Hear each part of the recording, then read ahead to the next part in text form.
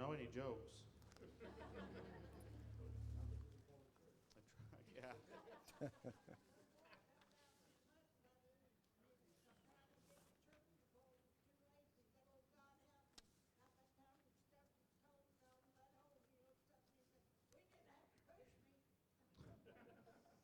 There's one in every crowd.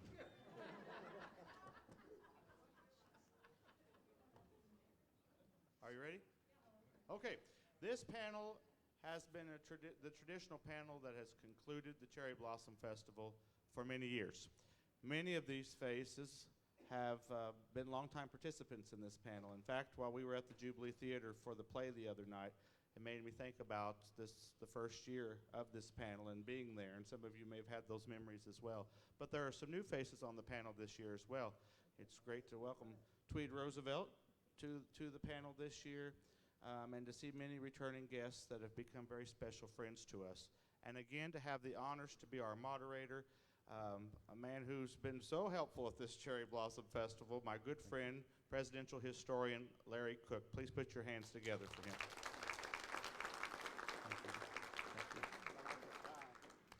Well, thank you all for being here. This is so exciting, and I said it the last time, I'm going to say it again. I hit the history lottery, able to moderate this wonderful panel here. There's just so much history, and all these people on this panel have become friends of mine, and it's just really great, and I'm honored to be here.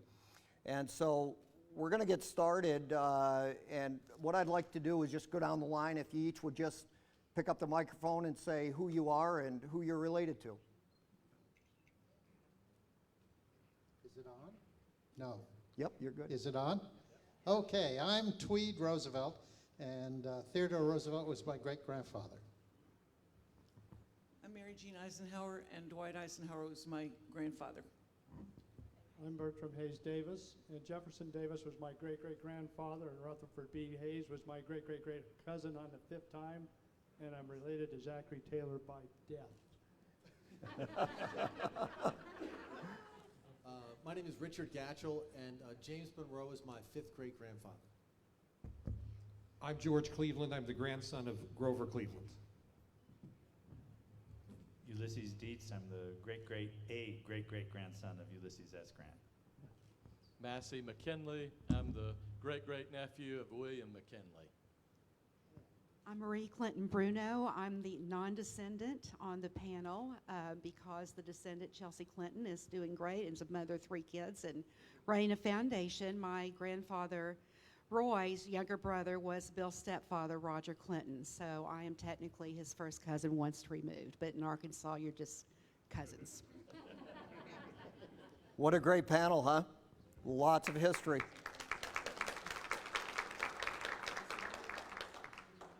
Tweed, I'd like to start with you, and welcome for your first time here.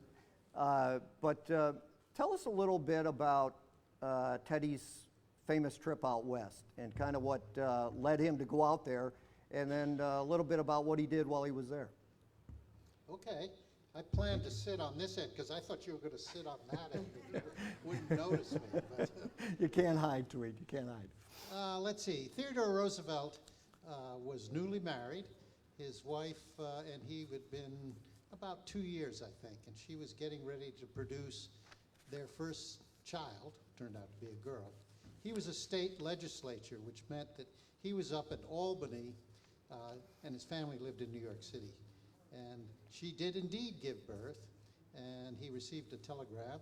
He was, of course, delighted, but he thought he'd wait a little while to come down. Well, a little later that day, he got another telegram that wasn't quite as happy, that said he had to come home immediately. Things didn't look too good at home.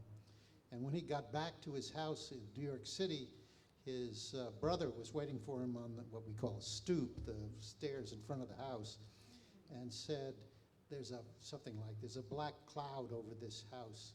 Your wife is dying, and so is our mother, who is living in the same house.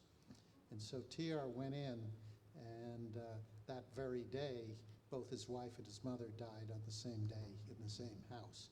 Needless to say, there was an enormous blow, and he was completely knocked off his pins. Some people were afraid he was going to kill himself, but he pulled himself together. He went back to Albany for to finish up the session.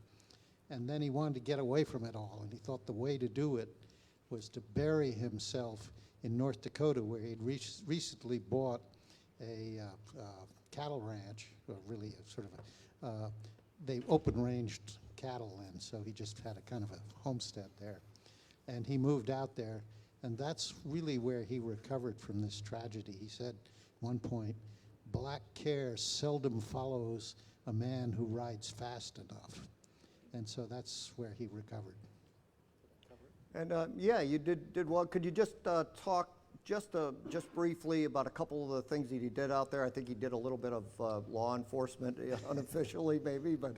Well, let's see. It's 4:20. I got an hour for this, folks. So, he was a rancher, and so he had sunk about a quarter of his not inconsiderable inheritance into this ranch.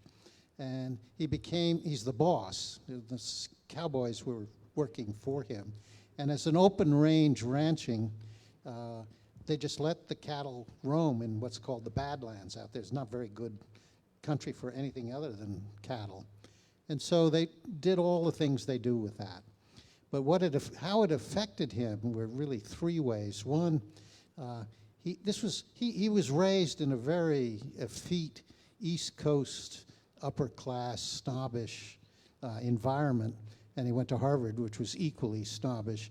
So this was a major opportunity, or he saw it as a major opportunity, or a learning opportunity to see what real Americans were like, and it completely changed his view about ordinary Americans. Very important thing for his future life. A second important thing, sticking to the political, it made him no longer just an East Coaster, but he was a Westerner as well. And politically, that was very advantageous to him. But perhaps the most important thing he learned out there, keep in mind in 1900 or 1880s, the people in this country didn't understand anything about conservation.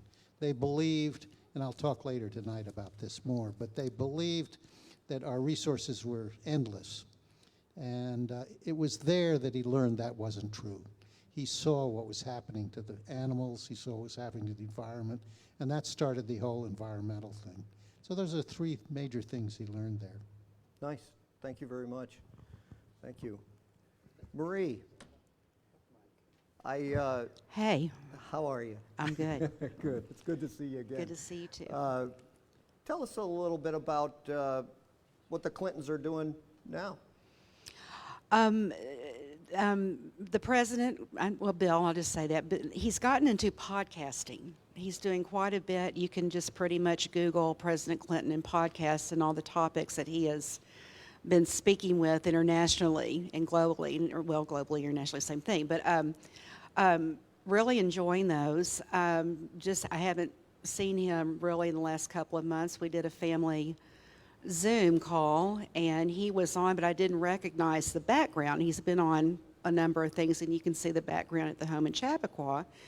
And we were talking about where each of us were all around the country and what was going on. And when COVID hit, Chelsea and Mark can pretty much work from anywhere, via the internet. And they have 3 young children. The youngest I haven't met yet. The top 2 are adorable. Anyway, they decided with COVID and being in New York City to just let's go on and just move in with Grandma and Grandpa. So they all moved to Chappaqua, and they're still there, I believe. But last fall, as it was getting to be Christmas and talking about they celebrate both the Jewish and the Christian holiday, Charlotte, the eldest, got worried that Santa Claus didn't know that she had moved to Grandma and Grandpa's house and got started getting a little upset about Santa not being able to find her.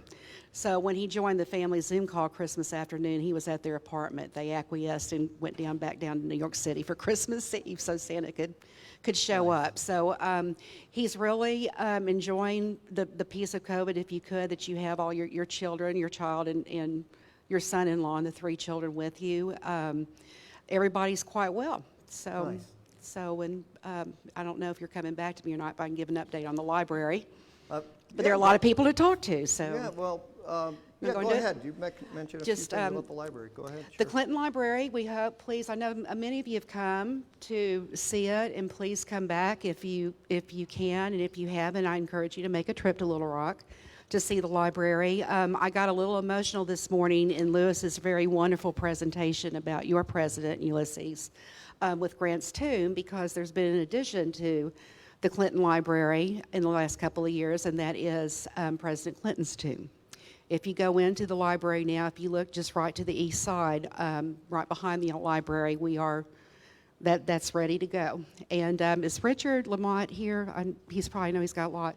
Okay. He gave a very good speech a couple of years ago, and it put a lot of things in perspective, because you think about this when you're a relative in a small family, as the Clintons are, that the inevitable will happen. How does this go and all? And you prepare for every president, even Mr. Biden, Mr. Trump, and all the others that are still alive.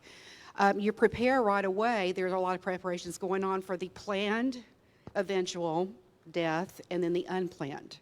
So God forbid something happened, to Mr. Biden today, unplanned. There's already a motion set in place. For the planned, once you reach a certain age, you begin planning your planned death, whether you like to or not, and that has begun with him now that he's in his 70s. So it's a little emotional to see that, but Grant's tomb is now in a very cool place and has been well taken care of, and a lot of space, yeah. And this is right next to the library, so don't be surprised if you look out the back window and you see something there. But please come down and visit. They're hoping to reopen in July, and we'd love to have you there. So thank you. Thank you. And it's good to hear good things, and about how the Clintons are doing, and certainly appreciate all your work too at the library and your participation there. That was kind of a segue into Ulysses. I actually had a different question for you, but then during Lewis's presentation today, I was so taken by your active participation and in saving Grant's tomb, really. And so I decided to change it up a bit and ask you to elaborate on that a little bit more, on how you took on that cause, and I would imagine the struggles that were involved with getting that restored back to what it is today. I'm only laughing because, yes, I was told to turn it on and I forgot. But as Lewis rightly brought up, is Frank Scaturo, who my cousin Claire and I kept referring to him as our son, because he was such a kid when he started that, and now he's a middle-aged man and he's married and he's no fun anymore because, but right. And but the tomb was my journey path. That sounds strange, but it was through the tomb that I woke up and realized that I needed to know what was going on. But Frank Scaturo really did all the work. I was the shill. I was the public. I was the waving, smiling face. Because as Lewis said, Frank is very literal, very factual, very analytical. And he's very good in front of a camera, but he's very relentless in front of a camera. Whereas I smile and I'm charming and I can babble because I'm a museum curator, and that was my job, was to be good in front of a camera for short amounts of time. And so I became the sort of talking head when the press wanted to talk to someone named Ulysses. And I'm the only, as I said the other day, I'm the only one in my generation named Ulysses, and I'm actually the youngest one in my generation. And so my brother, who is just as much a descendant, is named John Dietz. So who cares? And my cousin Claire, who I adore, is just as much a descendant, and her name is Claire Teleshki, so she's got a Hungarian last name, and so the press are going to avoid her if U.S. Grant comes up. But I'm Ulysses, so people would talk to me. So that's sort of, I fell into that. Frank Scaturo talked me into that, talked me onto the board of the reestablished Grant Monument Association, and I became the one that the press would call. When Beyonce danced half naked in front of the tomb and scandalized the Wall Street Journal, I'm the one they called. And I didn't know who Beyonce was at that point, but now my daughter's favorite singer. But so I became sort of that quasi-public face. But it also, it started really before Frank. It started in 1987 when I was invited by the Park Service to speak, as happens every year on April 27th for his birthday commemoration. And I was basically, the Park Service blundered around, and I don't want to criticize the Park Service in general, but this group really blundered and humiliated me publicly on live television. And I wrote them a really shirty letter and said, look, if you ever expect the Grant family to get involved with Grant's tomb, we're going to lay down a few rules. Like, one, you don't surprise us on live television, and two, that you consult, that you pay attention to what the family thinks. And then I realized, well, the family actually probably doesn't care anymore because they've scattered. And so I'm here. I guess I better start. And that's really what happened. And then it was 10 years later and that wonderful picture of me in that great suit. I walked up Riverside Drive with Rudy Giuliani, who said hello and then ignored me the whole time because he was campaigning. But I smiled and waved, and I thought, and there was a lot of my family was there. There were a couple dozen descendants of U.S. Grant there, all of whom were completely ignored by the press because I was the one named Ulysses. So that sort of became the role that I decided I better take on. And then my mother, Julia, said, you need to go on the board of the U.S. Grant Association, which is now the managing organization for the Ulysses S. Grant Presidential Library, which, has anyone been to it? Well, you've been to it. You're my shill. But it's in Starkville, Mississippi at Mississippi State University, which is a long story, but it's there. The museum is wonderful. So it's a real presidential library with a museum, and I'm on that board. And so little by little, it's not just that I did things, but I realized I had to stop being ignorant. I started reading people's books. And I'm not a history reader. I'm a romance novel reader. I'm a fiction reader. I read books about silver and old houses. And so, and now I read books. The latest book I read, I'm in the middle of another one, which is a manuscript, but the latest book I read was yours. And what's the expression? Forewarned is forearmed. That's not quite the right, but that's not the right term then. The more I know, the less ignorant I feel. I used to go to these meetings with Civil War buffs and Grant buffs and think, oh my God, I'm a moron. I know nothing. They ask me questions and I just gape at them. But now I can actually answer the questions. And I know Ron Chernow. I've read his book. I've emailed him about his book. I've commented about his book. And the more I do that, the more I feel that I'm kind of honoring these people whose legacy I'm apparently protecting, but never knew it until I stumbled into it. And now the hard task ahead of me is getting the rest of the family to pay attention too. Sure. Thank you. Mary, you were christened in the White House. I know you've told me some great stories over the past few years of your time with your grandfather in the White House. You were fortunate to be able to know your grandfather, where some of the other panelists here never actually, knew their ancestor. But I'd like you to share a favorite story from the White House time. Well, I'm kind of like what was said earlier. Do you have? I think it is. Yeah. Do you have 2 days? Yeah. But one thing that was kind of interesting. We had a home in Gettysburg, Pennsylvania, and Granddad had his farm, and the two properties abutted. But life was centered around the White House.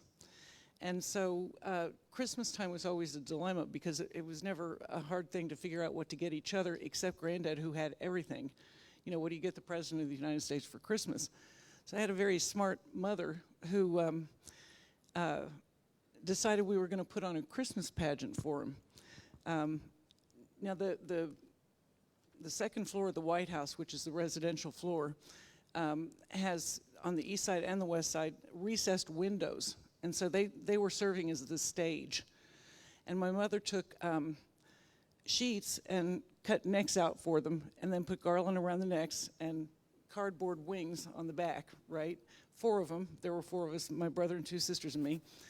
And then she took twinkling lights and a coat hanger and made halos out of the lights and the garland and the halo, and ran the sleeve down, or the wire down our sleeves, and put D batteries in our hands, disguised to look like candles, and if you press the bottom of the battery, the lights would twinkle, right?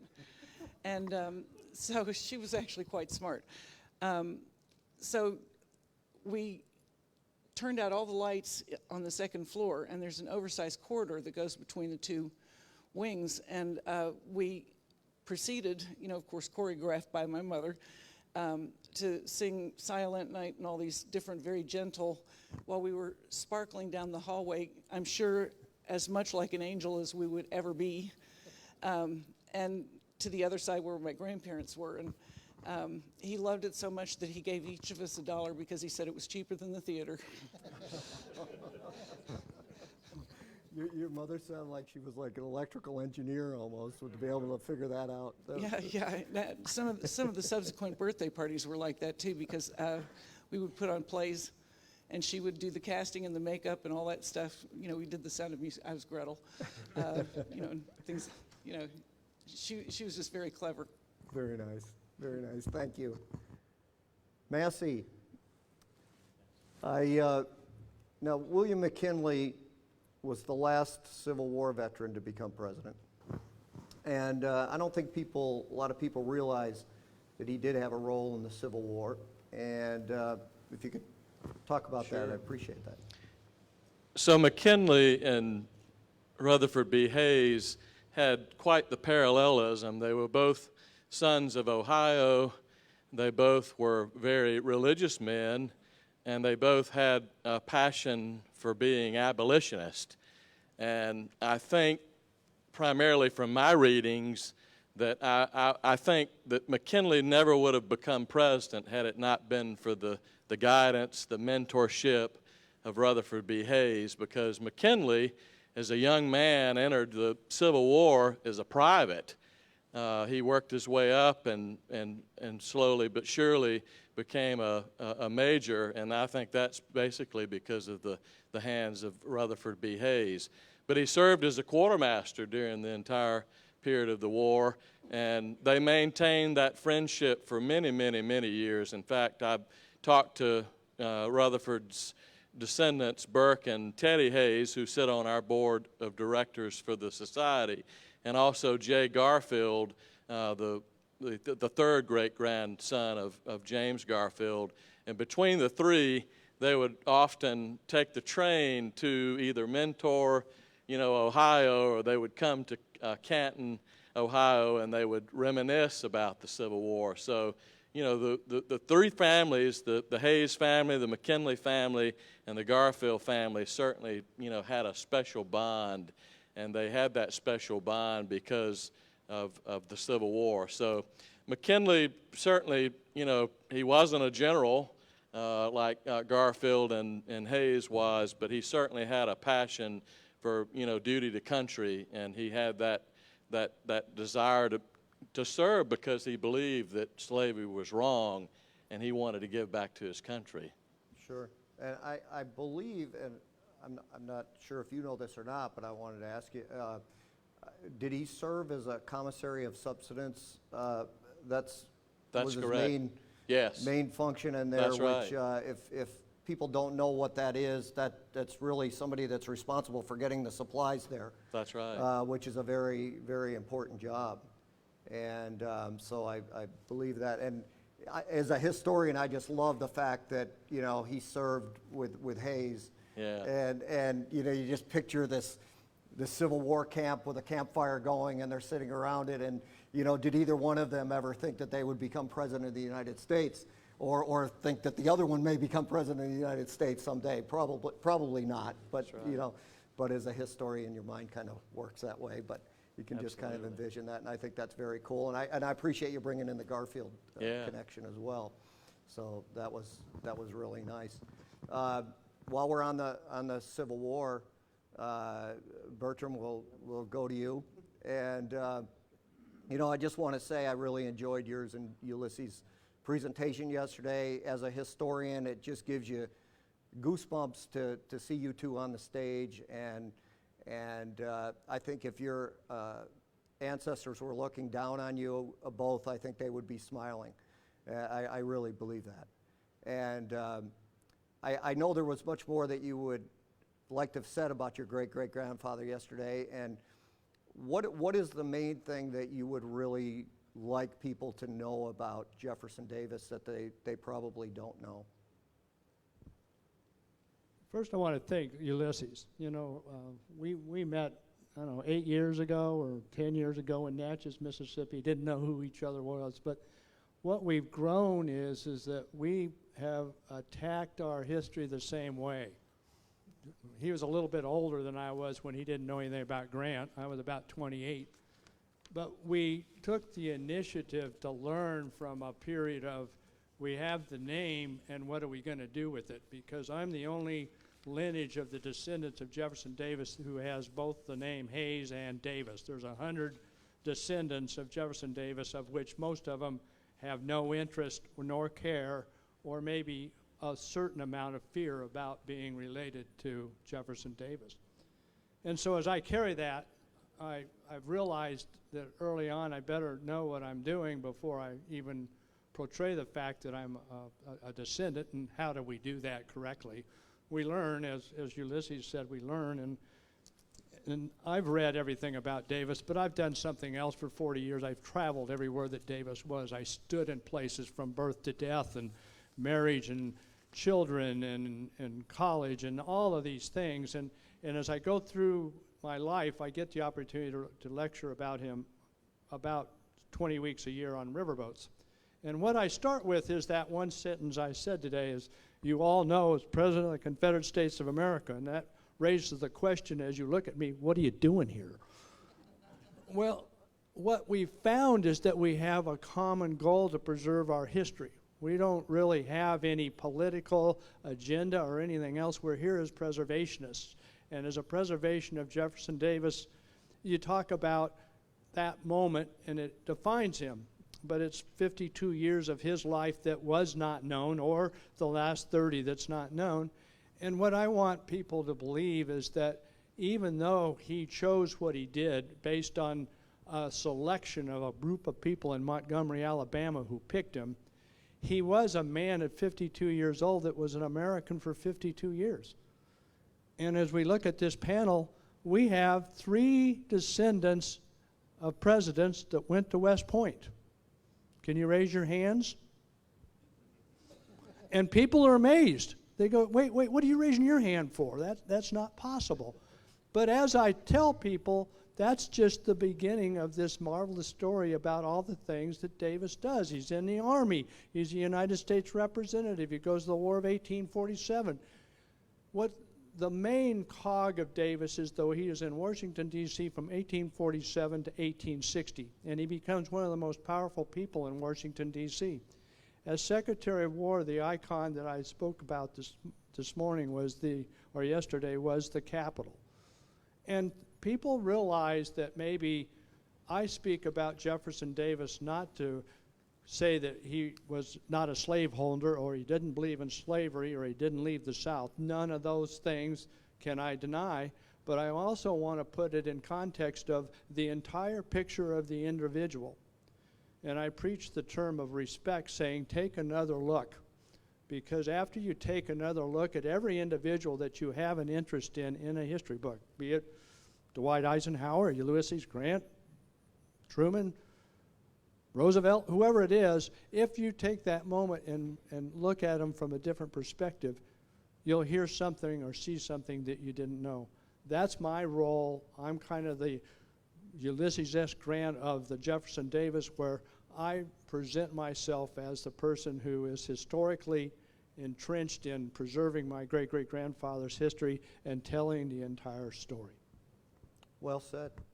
And you know, yesterday when you had mentioned about the Capitol, I didn't know that as a historian. I'm not ashamed to admit it. I didn't know that, and I was grateful for you to, telling that. And those are the stories that need to be told.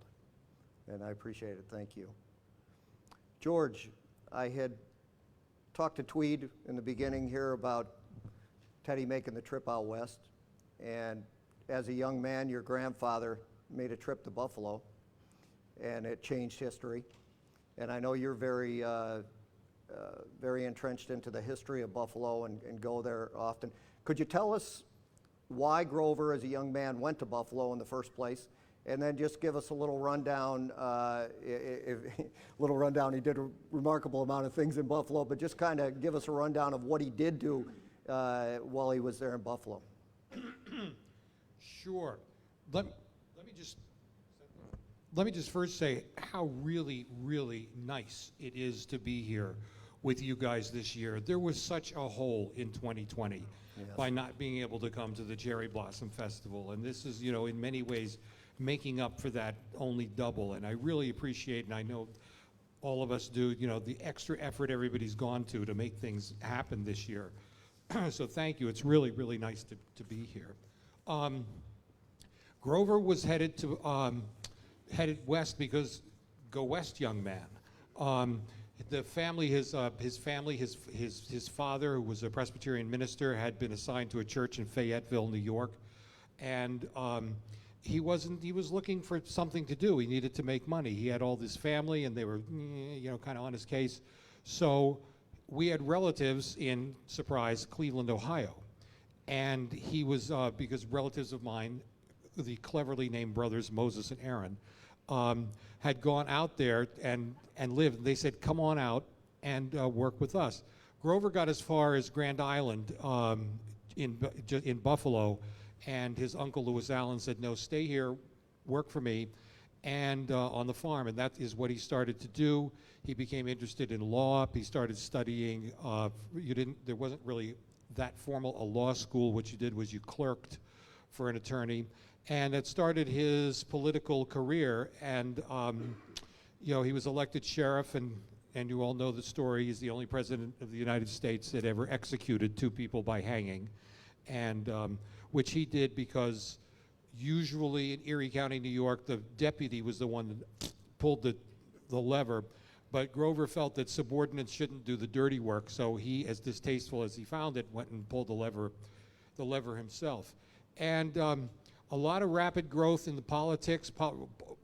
Buffalo was a wide open town then, the western terminus of the Erie Canal. At one point, I think it's when he was mayor, he got in a huge fist fight that went outside of a bar and into the street and, off of hay bales and rum barrels, which is where you used to campaign from. So eventually, and then bang, bang, bang, mayor, governor, president. It sort of happened, a very, not a completely dissimilar trajectory as what Bill Clinton did, where it just bang, bang, bang, suddenly a whole bunch of offices all at once. And Buffalo was at one point one of the largest ports in the United States, and being right on the Great Lakes, and as I said, on the western terminus of the canal. They still have all the great grain elevators that you can go kayaking by. They call it the concrete Atlantis. These great, huge, crumbling things that really look like you're on an alien world. And it's such a wonderful melting pot city. At Grover Cleveland High School, that's now known as iPrep at Grover, 40 languages can be heard in the halls of that school, 40. And I've worked with them on various history projects and with National History Day, both in Western New York, and it's wonderful. And I should also say that about to reopen is the all-new Buffalo Presidential Center that a group of people have put together there, which is it's an ode to the 2 presidents from Buffalo, Millard Fillmore and Grover Cleveland, then as well as a lot of the, not just also Rands, but we're also in there, Bill Miller, whose vice president was Bill Miller? Barry Goldwater. Right, Goldwater Miller, AUH2O. And Shirley Chisholm, Belva Lockwood. The political history is rich there, so that's going to be opening. And Larry, I think you're addressing them sometime in the not too far distant future, the Buffalo Presidential Center. Yes, we're setting that up now, yeah. So it's still a perky city. Food is still good. I have not been there in a year or more. Started several big projects that I'd been working on. Got 2.5 hours of a documentary filmed and then had to stop that and started, work on my dream Grover Cleveland Foundation, and then, we had to pull back on that, but I'm ready to re-accelerate, or as we used to say in Baltimore, re-exhilarate at any time. So it's bubbling. Before you click that off, I did want to ask you about the Antique Roadshow story. Oh, right. Programming note. If you're a fan of Antique Roadshow, I'm not sure which day it is. Check your local listings. But in May, Mo Rocca is going to be on Antiques Roadshow during a celebrity Antiques Roadshow event. And he is going to be on there with his phony bust of Grover Cleveland. And when Mo Rocca was here a few years ago, Mo, as you know, is a big history presidential fan, and he had on his phone this pictures of this bust he had bought someplace on Long Island. And he kind of sidled up to me and he goes, "Is it or isn't it?" I said, "It isn't." I mean, it's sort of, the guy looks like the 1904 president of a proctology college. He kind of has that that kind of countenance. So, but the thing is, they're going to be using footage from when Mo was here in Marshfield, and he's going to be talking a little bit about Marshfield. So check that, and it should be pretty funny, and to see Mo get his bust shot down. So again, it's coming up at some point in May. I don't know exactly when. Great, thanks, George. I just wanted to include a little thing in there that's very special to me, is that I grew up in Manlius, New York, which is about 10 miles outside of Syracuse, New York.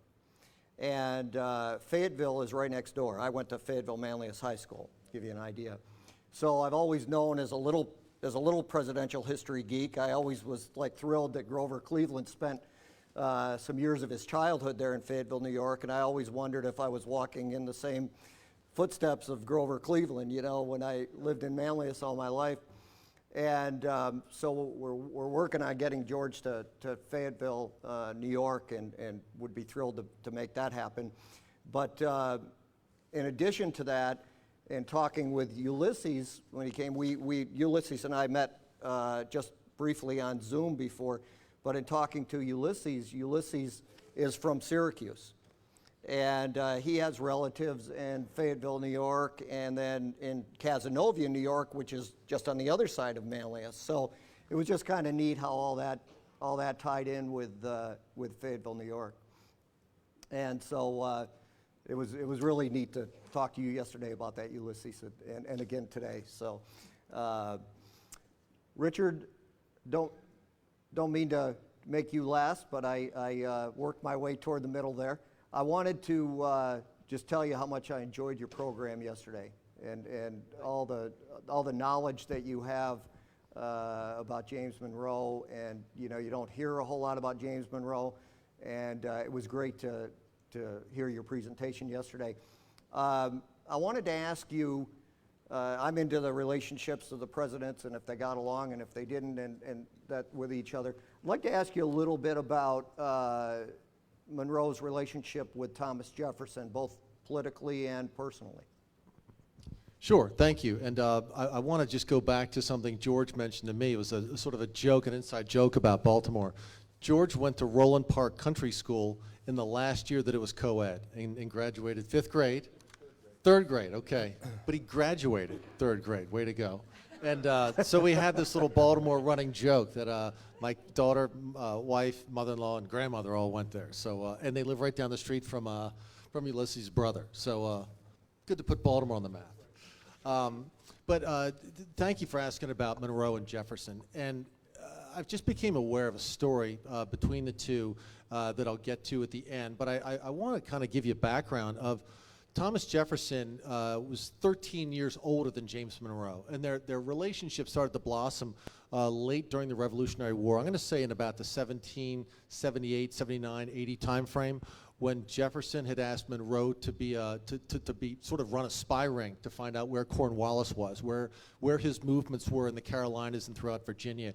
And so Monroe was a writer, and he developed this spy ring. So Jefferson, who was the governor of Virginia at the time, knew exactly where they were. So if they needed to evacuate the capital within a day or two, they knew what was going on.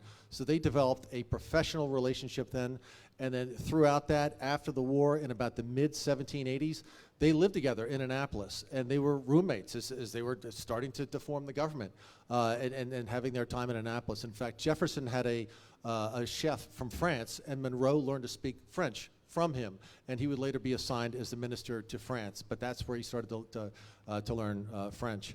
And then even into the 1790s, when Jefferson was overseas, Monroe would write him letters about what was going on in the States. So they were very close, and in his presidency, Jefferson asked Monroe to go help negotiate the Louisiana Purchase. It was actually the purchase of New Orleans at the time. It turned into be the Louisiana Purchase. He sent 3 men as an envoy over, Monroe being one of those. So there was this professional trust.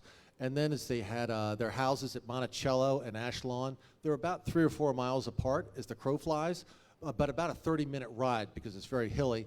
And they had a lighting system of lanterns that they would put up in the tops of their houses, sort of, and I forget what the system was of, 1 light means this, 2 lights means I'm coming over to your place for a drink, you're coming to my place to talk about history. But they had a great friendship and relationship in that sense, and really, enjoyed each other's company. And even late into the late 18-teens and early 1820s, as Jefferson was starting UVA, and that was his brainchild, and he needed some land. Monroe dedicated and donated some land. So some of the campus of UVA is land given by Monroe. Just an incredible respect for each other. And there's Monroe Hall there too. If anybody's ever been on campus, it's a significant building there. And then I got to this letter in this chapter in a book I just finished by Lynn Cheney that is kind of disturbed me, and it's affected me. It's because I've been reading about these guys' relationships forever. In 1823, Jefferson knew that the Postmaster General position in Richmond was going to come up at some point in the next 6 or 8 months. The guy there was getting ready to retire, a little older, and Jefferson had some people that worked for him in a legal sense and did some work around the property, and it was a family that had 3 or 4 brothers, and one of the brothers was kind of down on his luck and never had any money and this, that, and the other. And Jefferson thought he could kind of do this guy a solid and say, hey, James, could you do me a favor? When that position comes up, I'd really love to see you to go to this guy. I forget his name. It's in my notes from before. And he wrote him a letter 6 months before saying, if and when this comes up, I'd love it to be Provost, I think might have been his name. I could be wrong on that, but I'll call it that for the sake of this story. And Monroe got that, and he felt uneasy about it because he didn't want to do a favor in that sense. In the letter, I've read the letter, it's unbelievable, saying, I will never, ever ask a favor again. I feel awkward doing this, but it's in the best interest of me and my friendships and this family that I feel that this guy should have this job. Well, then when the Postmaster General of Richmond came up, Monroe appointed a different man, a guy that had been the governor of Virginia multiple times, and a guy that had been injured in the War of 1812 and was badly wounded and had recovered at Monroe's house. They were very close, and he was much more qualified than the family friend of Jefferson's. And he and Monroe appointed his guy and got a scathing letter from Jefferson, saying, I thought you had my back. I'd already sort of given the guy the wink that he was going to get the job. You didn't give him the job, and you made me look bad. And then Monroe wrote back, I'm the president of this country. I know that our relationship, but I'm not appointing someone because you think they should be. It's on my account. It's my call, and this guy's better qualified. I'm sorry. And they went back and forth, and they never really resolved the problem. And later in their life, this is 1823, and then even in 1825, a year before Jefferson dies, they had a state dinner in Charlottesville. It was the 50th anniversary of Lafayette's visit, and he had about a 6 or 8 month tour all throughout the U.S. There was a dinner there with Lafayette and Madison and Jefferson, and Monroe was 30 minutes away, and he did not attend, just because he was still so upset about this rift from a year and a half or 2 years earlier. And it wasn't until later on, even in late 1825 or early 1826, that Monroe and Madison and Jefferson had a dinner, and they kind of sorted through it, but they both dug their heels in so far. And as you know, the farther you dig your heels in, the harder it is to let go. And then it just pains me to know that their 45-plus year relationship ended on a note that was not good. And reading about that was upsetting to me, but history's not here to be convenient and kind and happy all the time. It's you know, it's unscripted and unplanned, and that's how it happened, and that's how it ended. And then Jefferson, I think a lot of people know Jefferson died on July 4th, 1826, and then Monroe died 5 years later on July 4th, 1831. And I'm kind of saddened to know that the relationship ended on a down note. I don't mean to bring the last speaker down on the on this kind of thing, but it's the truth. It's the honesty of the times. So go forth and prosper and have a great night on that note. I know many stories with today's or the one 20 years ago where it's unfortunate that happens a lot. You don't get what you want because it is their appointee. So Exactly. And your comments on history there, Richard, thank you for that. You know, it was very well said. I would like to ask you, Massee, and then we're going to do one more quick thing, and then I wanted to get a couple minutes to open it up to questions because we seem to always run short on that time, and I wanted to get a couple questions from the audience. But Massee, I would like you to talk about the Presidential Descendants Society a little bit, make people aware of that, because I think, again, I think it's a great thing that you all are doing, and I think everybody should know about it. Absolutely. I'm privileged to have, you know, most of these up on the stage as board of trustees of the society, but we founded the society for two reasons. One, for the camaraderie of knowing each other and getting a chance to actually spend time and learn about each other's families and about each other's, you know, ancestor. But secondly, we wanted to do, you know, common good for, you know, everybody. And I think the pinnacle thing that we came up with is making sure that we had an opportunity to have an educational initiative. And that is to, number one, have a book prize that's biannual, that actually awards a book that talks about, the first book prize will be for presidential leadership and how important that is to our country. And then secondly, we wanted to make sure that we had, you know, a school-based curriculum based upon civics education and how important it is to vote and how important it is to be involved and you know, read about our leaders and understand why it's so important each and every election to vote. So between those initiatives and some of the different things that we'll be doing, some of that being college scholarship for students who want to, you know, study history and presidential leadership, that's the major reason why we came up with the idea of the society. And we hope that you'll join us as ambassadors in that quest.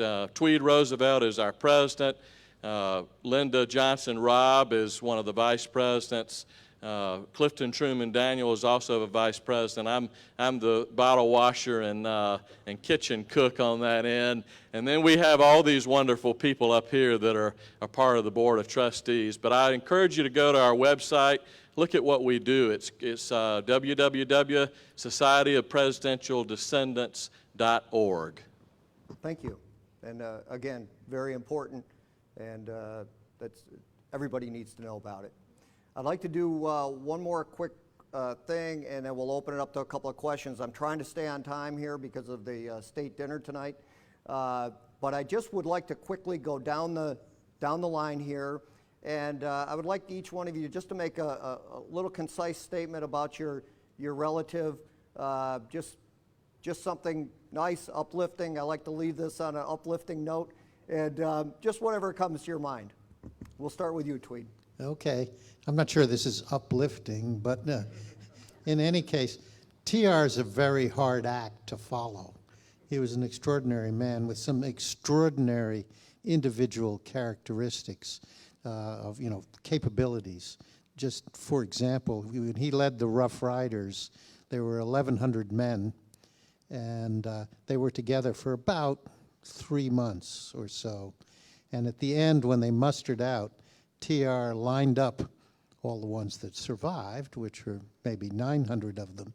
And not only did he know every man's name, but he knew an anecdote. He shook every man's hand as they left, called him by name, and had a little sort of remembrance between the two of them. you know, if you have an ancestor like that, it is totally deflating. So for a long time, it's like some of the stories that were told here before, I didn't want to have anything to do with it all. You can imagine as a 20-year-old, the last thing you want is everybody to only be interested in your ancestor, not you. It was kind of tough. But then I got into this business.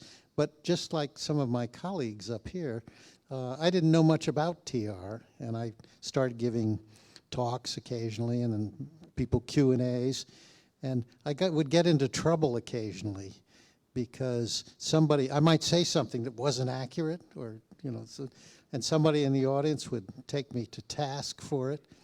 And if I really got into trouble, I finally figured out the way out of getting out of that. I'd say, well, you may think that, but we in the family know better.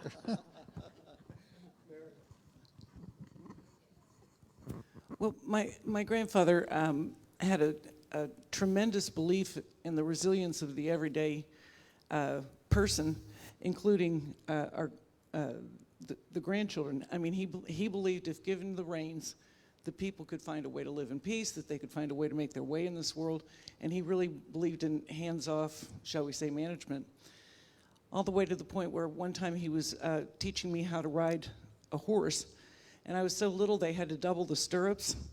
And I might add, this was English style, not Western, so there was nothing to hang on to.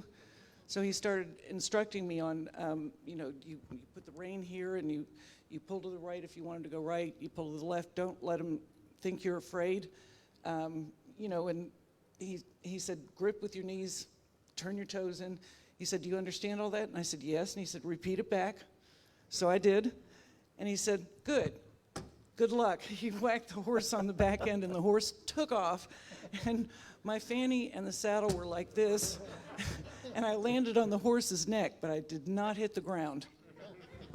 Great. And he was laughing. Bertram? You know, I know that you all look at Jefferson Davis in a different light than the rest of these individuals up here, but I hope that you look at us all as the same as we go through this historic preservation. And one thing I wanted to leave with you is that Davis was the president, and he did all that he could for what the cause was that he was elected to do. But in the 1880s, Davis was one of these resilient people that understood the focus of the country was not behind them, but in front of them. And as he spoke in the 1880s, along his journey, he said, let us not hold what we saw before us as what it is. Let's unite in one country and go forward. And that statement in 1886 really didn't sit well with the South because they were still reeling. But his initiative to change the way people thought was a reconciliation moment that would carry on even as we today talk about history. And so I think I want you to look at him as that person that it was his way or the highway until he realized that the highway changed course and he needed to get on the right side. So he did do that later on in his life, and I perpetuate his history. So thank you again. Richard? Sure. Yes? Yes. So for Monroe, I think if he was alive today, sort of what would he look back on and anything that in his time would he be proud of? And what people may not know is that in 1823, each year, presidents put in their articles into Congress, and his 7th articles to Congress in 1823 had a bunch of stuff in them. Embedded in there were some articles that were written actually by John Quincy Adams, his Secretary of State, and co-written by him, that later became known as the Monroe Doctrine. He had no idea that he didn't put it in as the Monroe Doctrine in 1823. It wasn't until about 1850 that subsection of those articles to Congress became known as Monroe Doctrine. And it really, from that time on and for a long time, really had a lot of teeth in it, basically saying the Western Hemisphere is not the fishing ground and the territorial takeover ground of Europe and of any other countries, that they should all be sovereign and free. And that doctrine, that document has come into play a number of times since then, and I think it's still referenced today as people are trying to take over different parts of possibly of South America. So I think he'd be proud that the document evolved into something with his name, and it still is topical today. 200 years later. Thank you. George? I think several people have mentioned that Ulysses. I think Ulysses. I believe you had said about how you sometimes would, for a long time, just felt like a moron about anything information to do with your president. I, have certainly felt the same way. Every Cherry Blossom Festival and so many other events, I learned something I never knew before. I never knew that Grover was the mourner-in-chief at President Grant's funeral. I mean, that's I'd love to see that on a business card. Grover shows up a lot of times. It's kind of like the Where's Waldo, because he had so many different positions that you kind of say, oh, there he is crossing the Brooklyn Bridge at the opening of the bridge, and there he is doing that. And there he is, and and I think about him a lot, but having spent a lot of time this weekend talking about President Carter and just how much he loved to hunt and fish. And it's so exciting because people offer me tidbits of information here that I've never heard of before. And I kind of look at them and say, are they making that up? And then, it turns out, no, that this person is a wealth of information. So deep mining again this year at the Cherry Blossom Festival. So Thank you, George. Ulysses? Well, some of you may have seen the History Channel special that came out of Ron Chernow's book, but came out of a certain part of Ron Chernow's book. So since Steven Spielberg and Leo DiCaprio bought the rights to that book, and that's what came out of it, I watched it, I appreciated it, but I'm still waiting for the big romantic movie about Ulysses and Julia as the great love story of 19th century America from the frontier to Fifth Avenue, which is something I have spoken about. I can give lectures about their decorative arts and Julia's jewelry, and the way they decorate. I can give a whole lecture about the way all the first ladies decorated the White House, and but I haven't. History includes love, one hopes, and I want to see them on screen. I want to see who they cast as Julia, frankly. Who do you want them to cast as Julia? I don't know. I can't think of anybody young enough anymore because they were still in their. She was like 42 and he was 46 when they went into the White House. So, who? Julia Roberts. Julia Roberts is Julia. Hey. Name? How about Ulysses? Who's going to be Ulysses? Let's get this. Okay, let's not bog this down but we'll talk about this later. But that's what I'm waiting for. So that would be a fulfillment of my dream, to see Hollywood really produce a romance about somebody that Hollywood thinks of as totally unromantic. So there we are. Great. Thank you, Massee. That's all a man can hope for during his lifetime, to set an example, and when he is dead, to be an inspiration for history. William McKinley. Wow. Thank you. Wow. Marie. Maybe it's a little fitting from what I just heard to what I was going to say, in that my cousin could have been an international tax lawyer, made millions of dollars, run a think tank, done a lot of private sector stuff, and his father-in-law, Hugh Rodham, asked me one day years ago, why in the hell is he doing this political stuff? You tell me. And I was probably in my early 20s, I guess. And I told him because he doesn't care about that stuff.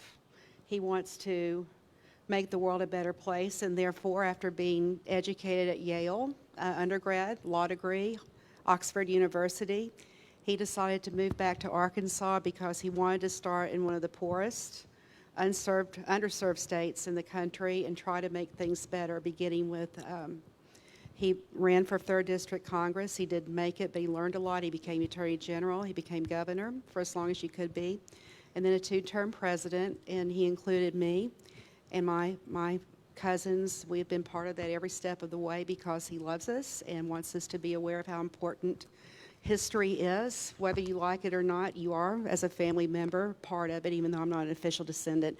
I'm working to get into the Presidential Society. But anyway, I'll be your secretary for nothing. But anyway, he could have done anything he wanted. He does not care. No matter what you think in the news, and please do not believe everything you hear on TV. Okay? And he is one of the kindest, most heartfelt, wonderful people I've ever known. And I'm very grateful, and I think I can say the same for our state and our country, for his service. Well said. Thank you. I'd like to take just a couple of minutes for questions, and then I'll have a final statement, and then we can get ready for the state dinner. So I think Richard's going to play Phil Donahue here. Okay, so we have a dual act. Richard, get up. I'm just kidding. I actually have two questions. First of all, out of all of you on the stage, how many of you have adult children? Define adult. Well, you know, children, maybe they're young, but I figured they might be older. I'm just guessing. Anyway, my point is that first of all, thank you for preserving history and everything that you do. And do your family members, your adult children, do they show the interest of the history of your family in the presidential area?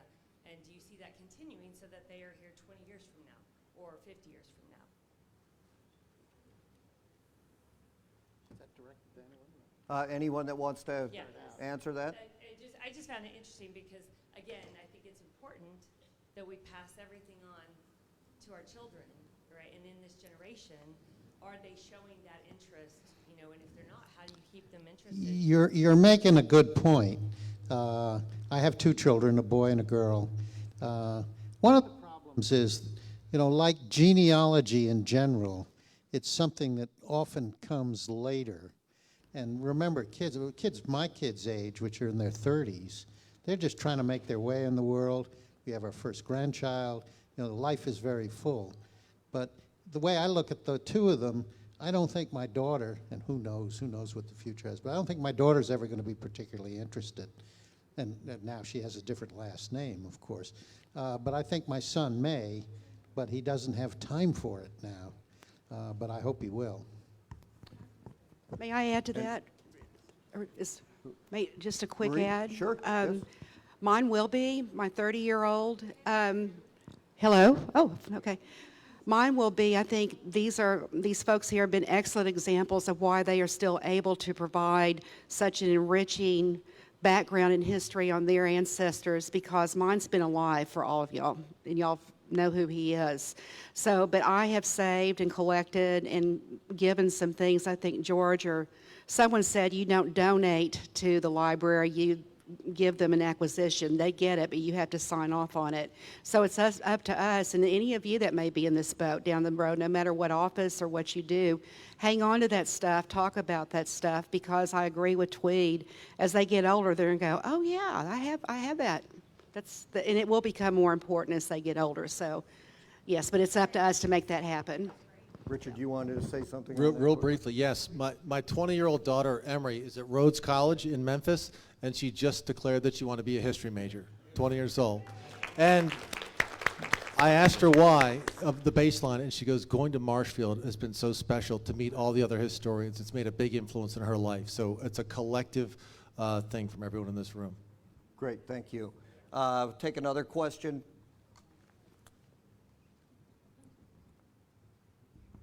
Because I know y'all miss me. We do miss you, Jill. Jill Campbell, she's a descendant of James K. Polk. I don't really have so much a question as I do a comment on something that Bertram said. And his comment was the way he learned about his ancestor was to go to all of the places where his ancestor was. And we have done that. We went to all of the Polk places. And there's something very, very, very surreal about going to a place where your ancestor was. So even if you all don't have a presidential connection, it's something you should do as well. Go to those ancestral places, because just going to where my great-great-great-grandfather and stepping out at the Polk birthplace and knowing my great-great-great-grandfather walked that land and my great-great-great-great-grandmother is buried there, it connected me to the past. And it's something very, very emotional, and it's something everyone should do, even if you don't have a famous ancestor of some sort. So that's my comment for everybody, Great. Not just a question for you all, although, hi. Thank you, Jill. Appreciate that. I think we're going to have to to wrap it up. We could take one more question from the audience and then. Right up front. Question for Tweed Roosevelt. If your great-grandfather were alive today and involved in politics, what party do you think he would be involved with? Or none of the above? Well, I don't like to answer questions about what he would do because, you know, the world is so different now. The parties bear no relationship, or very little relationship, to what they did in 1900. And even then, when he was a Republican, but he wouldn't have been accepted by most as a mainline Republican at all. So I don't know what he would do now, you know, there's no way to know that. And furthermore, he can affect us these days, but it's us that matter and what we think, and what we think and thinking. And so that's one of the reasons the Society of Presidential Descendants wants to try. It's egregious how ignorant much of our country, and particularly the younger parts, but much of our country is as to what this country is all about, the difference between a republic and a democracy, and what, even more importantly, as people like de Tocqueville would say, what are our responsibilities as citizens, not just to vote, but to understand what's going on and to follow it. So we, the Society of Presidential Descendants, also I'm connected to Long Island University, where I'm starting a school of public policy. And the idea is we've got to get back to teaching our kids how the system works and what they need to do as good citizens, because a democracy does not work unless we have an educated and sort of good citizen, moral, as they used to call it in the old days, citizenry. And so we should all be trying to help our kids understand how it works. Thank you. I just want to thank all of you for being here and supporting history.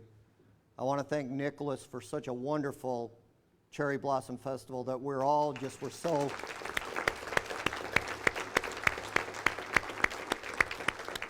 we were all just so living on the edge, hoping that we would be able to be here this year. And as I mentioned early on, we're all such great friends, and it's like homecoming days. I think Lewis said that too, and it's like homecoming day when you come here. And it's just so great to be here. And thank you again, my friend, for putting this together. I do want to say I've spent my life studying your families. And I know the sacrifices that your families had done to serve our country.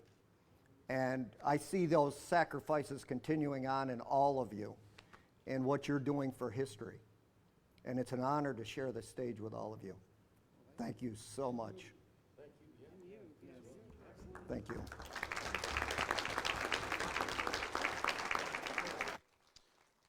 Okay, let's give them another huge round of applause. That was a great job. And we'll do our traditional photo op. I'd like to ask Jill Campbell, is Gayla Gibbs still here?